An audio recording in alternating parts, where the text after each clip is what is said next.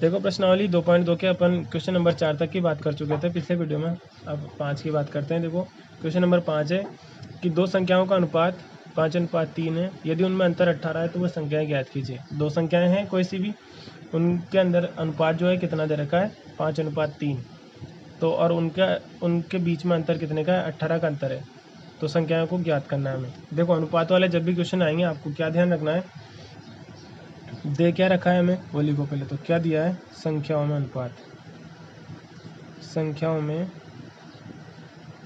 अनुपात दिया है, कितना दिया है 5:3। तो ये इंपॉर्टेंट लाइन है, बस ये सीखनी है आपको। जब भी अनुपात दिया हो उसके संख्याएं, जैसे मान लो रुपयों में अनुपात दे रखा हो, जैसे राम और श्याम के पास रुपयों का अनुपात 5:3 है, तो राम के पास कितने रुपए, श्याम के पास कितने रुपए, इस तरह का सवाल पूछा जाता है ना। तो आप इसके बाद जो मैं लाइन लिख रहा हूँ बस ये ध्यान रखनी है। तो संख्याएं बराबर, संख्याएं क्या हो जाएगी, एक तो 5x और दूसरी 3x हो जाएगी, ये ध्यान रखना है। x से गुणा कर देना है, x से कर दो, y से कर दो, किसी भी मतलब किसी भी अनुपातों को किसी भी एक ऐसी संख्या से गुणा करना पड़ेगा, तब जाके वो मेन संख्याएं बन जाएगी।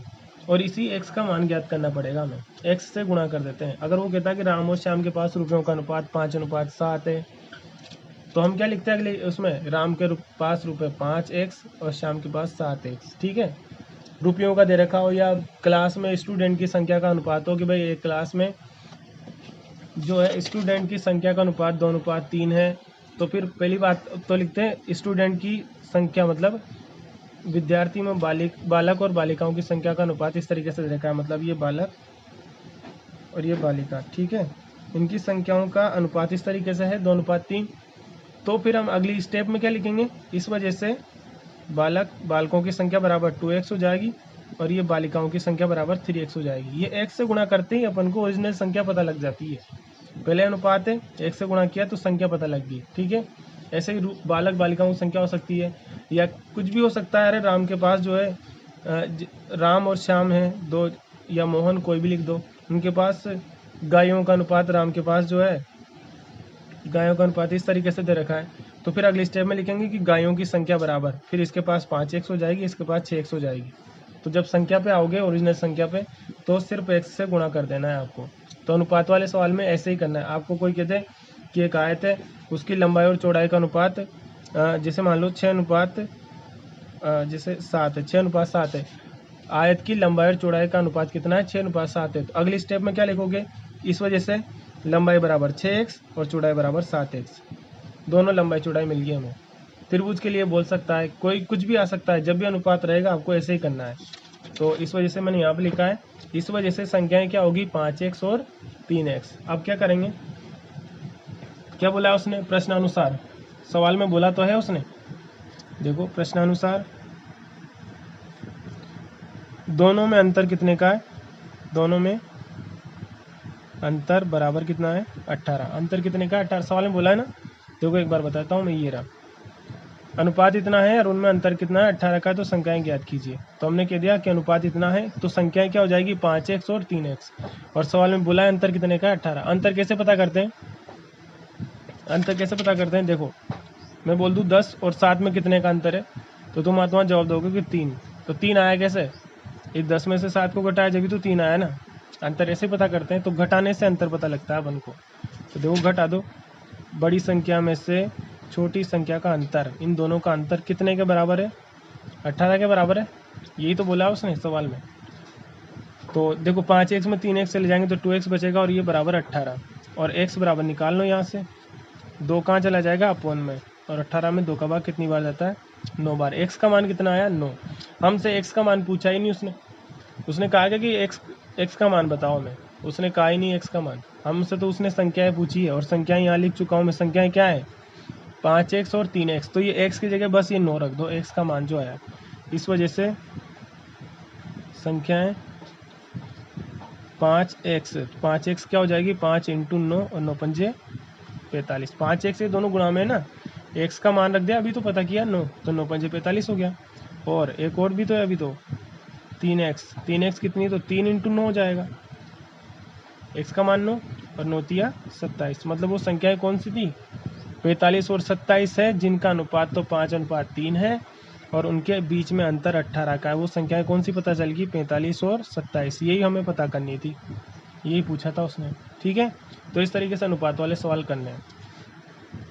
आगे देखो 6 क्वेश्चन, देखो 6 क्वेश्चन लिखा हुआ है, दिख रहा होगा देखो आपको कि 3 लगातार पूर्णांकों का योग 51 है। 3 लगातार पूर्णांक के, पूर्णांक का मतलब संख्याएं, अरे पूर्णांक संख्या नहीं पढ़ी क्या अपन ने? माइनस अनंत से लेके और प्लस अनंत तक जाती है, जो बीच में जीरो भी रहता है उनमें माइनस की और प्लस की संख्याएं, उनमें से कोई सी भी 3 लगातार संख्याएं हैं और उनका योग जो है 51 है, तो वो पूर्णांक ज्ञात करके बताओ कि वो कौन से होगी। अब एक चीज़ बता दूं मैं, अगर मान लो मैं यूँ कह दूँ आपसे कि उनमें से पहला पूर्णांक 20 है, तो बाकी के 2 पूर्णांक लगातार है ना, तो लगातार क्या आएंगे? 21 और 22, 21 और 22 आएंगे। लेकिन इनको जोड़ कर देखो 51 थोड़ी आ रहा है। इसका मतलब क्या हुआ? वो कौन से हैं? 3 कुछ भी हो सकते हैं। अरे 6 के बाद तो फिर 7 और 8 ही आएगा, लेकिन पूर्णांक तो मनमान है। देखो कुछ भी लिख दो आप, 30, 31 और 32 लिख दो, कुछ भी 16, 17 और 18 लिख दो, कुछ भी लिख दो, लेकिन हमें पता थोड़ी कौन सा वाला सही है इनमें से, किसका टोटल 51 है। ऐसे बार बार जोड़ जोड़ के थोड़ी देखेंगे अपन, तो फिर पता कैसे करें? तो क्या करोगे आप, हम मान लेंगे, माना कि पूर्णांक, पहला पूर्णांक, यहाँ फर्स्ट भी लिख दो, पहला पूर्णांक है ना, पहला पूर्णांक क्या मान लिया हमने? x मान लिया। तो दूसरा कौन सा हो जाएगा? दूसरा पूर्णांक क्या आएगा? हम x मान लेंगे ताकि बाद में पता लग जाएगा, x का मान जो भी आएगा वो पता लग जाएगा। दूसरा इससे एक ज़्यादा, भाई मैंने जब भी तो ये इतने सारे एग्जाम्पल लिखे हैं मैंने। पहला 20 था तो उससे एक ज़्यादा था ना 21, क्योंकि लगातार बोला उसने, लगातार पूर्णांक है तो उससे एक ज़्यादा, और 20 से 2 ज़्यादा है, तो तीसरा क्या जाएगा? ऐसे पहला अगर 1 से, देखो पहला अगर 6 है तो उससे एक ज़्यादा 7 दूसरा, और इससे पहले से 2 ज़्यादा 8 आ जाएगा तीसरा। ये पहला, ये दूसरा और ये तीसरा, इन तीनों का संबंध पता करना है आपको। जब भी यहाँ लिख सकते हो आप, अगर पहला 30 है तो फिर दूसरा पक्का उससे एक ज़्यादा 31 आएगा, और तीसरा इस पहले वाले से 2 ज़्यादा 32 आएगा। तो अगर पहला x है तो दूसरा उससे एक ज़्यादा आएगा ना, अब x में एक ज़्यादा कर दिया, x+1, और तीसरा क्या जाएगा? इससे पहले वाले से 2 ज़्यादा, ये पहले वाले से 2 ज़्यादा, ये तीनों पूर्णांक पता लग गया हमें, मान लिया हमने। अब उसने क्या बोला है कि तीनों पूर्णांकों का योग तो किसके बराबर है? 51 के बराबर है, तो बस यहाँ लिख देंगे प्रश्नानुसार, है ना, तीनों का योग मतलब x और दूसरा x+1, फिर इसमें भी जोड़ो x+2, ये तो कितने के बराबर होता है? 51 के बराबर होता है, ये सवाल में बोला है उसने। अब देखो x कैलकुलेट कर लो, 3 बार आ रहा है तो 3x, और 1 और 2 जुड़ के भी कितना हो गया? 3 बराबर, ये 51 हो गया। ठीक है, 3 का पक्षांतर कर दो उधर, 51 में से तो माइनस हो जाएगा, प्लस वाली संख्या का पक्षांतर किया तो माइनस हो गया, और 3x बराबर 51 में से 3 कम करोगे तो कितना आएगा? 16 आ जाएगा। ठीक है, सॉरी 48, 51 में से 3 कम किया तो कितना आ गया? 48, और यहाँ से x बराबर निकालोगे तो गुणा वाली संख्या अपोन में है, तो 48 के बटे में कितना आ गया? 3, और 48 के बटे में 3 जाएगा तो 16 तिया 48, मतलब x आ गया 16। अगर x क्या माना था? पहला पूर्णांक, तो फिर दूसरा कितना आएगा? ये आ गया 16, तो दूसरा कितना आएगा? उससे एक ज़्यादा 17, और तीसरा उससे एक ज़्यादा कितना आएगा? 18, मतलब ये वाले थे वो, ये जो अपन ने पहले लिख भी दिए थे, इनका टोटल आएगा 51। तो पता कैसे करेंगे? दोबारा बताता हूँ, लगातार पूर्णांक थे, पहले को x माना तो दूसरा उससे एक ज़्यादा होगा, तीसरा उससे 2 ज़्यादा होगा। प्रश्नानुसार उसने बोला था तीनों का योग 51 है, तो तीनों को जोड़ के 51 के बराबर कर दिया। इसको सोल्व कर लिया, देखो x कितनी बार आ रहा है? 3 बार, और 1 और 2 जोड़ के 3 कर दिया, 3 का पक्षांतर किया तो 51 में से माइनस हो गया 48, और गुणा वाली संख्या भाग में जाती है तो ये 3 को अपोन में कर दिया, 16 तो 48 आ गया। पहला अगर 16 है तो फिर दूसरा उससे एक ज़्यादा 17 होगा, और तीसरा 18 होगा। ठीक है, इस तरीके से करना है इन सवालों को। अब अगला जो है देखो, क्वेश्चन नंबर 7 आपको ही करना है। 3 8 के लगातार 3 गुणजों का योग कितना है?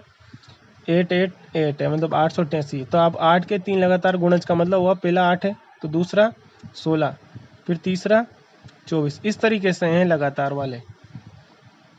तो अगर पहला 1 से तो दूसरा उससे 8 ज़्यादा होगा, और तीसरा उससे 16 ज़्यादा होगा, है ना। इस तरीके से तो अंतर पता लग, देखो पहला अगर 8 है तो दूसरा कब आएगा? दूसरा गुणज कब आएगा? जब उसमें 8 जोड़ोगे आप, जब जाके 16 आएगा। और अगर तीसरा लाना है तो 8 में कितना जोड़ना पड़ेगा? 16 जोड़ना पड़ेगा, जब जाके तीसरा आएगा। इस तरह 8 के गुणज चल रहे हैं ये, इस वजह से। तो इस तरीके से ये 3 गुणज मान लेना, x, x+8 और x+16। अब जो भी बोला हो कर दो। क्या कर रहा है, गुणजों का योग, तो इन तीनों को जोड़ के 888 के बराबर कर देना और x कैलकुलेट कर लेना। जो संख्या रहती है उसको उधर पक्षांतर करके सवाल करना है आपको। ठीक है, इस 7 क्वेश्चन कल चेक करा देना।